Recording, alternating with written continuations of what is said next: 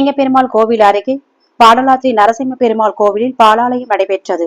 இந்த விழாவில் திரளான பக்தர்கள் கலந்து கொண்டு சாமி தரிசனம் செய்தனர். செங்கல்பட்டு மாவட்டம் சிங்கப்பெருமாள் கோவில் பகுதியில் பாடலாத்ரி நரசிம்ம பெருமாள் கோவில் அமைந்துள்ளது.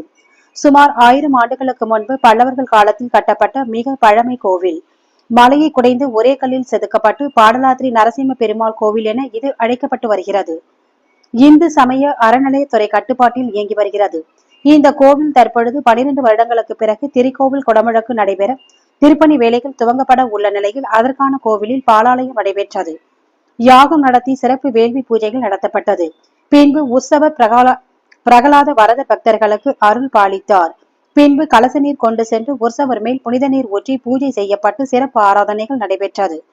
இந்நிகழ்வில் சிங்கப்பெருமாள் கோவில் மற்றும் அதன் சுற்றுவட்டார பகுதியை சேர்ந்த 200க்கும் மேற்பட்ட பக்தர்கள் திரளாக கலந்து கொண்டு கோவிந்தா கோவிந்தா என முழக்கமிட்டு சாமி தரிசனம் மேற்கொண்டனர்.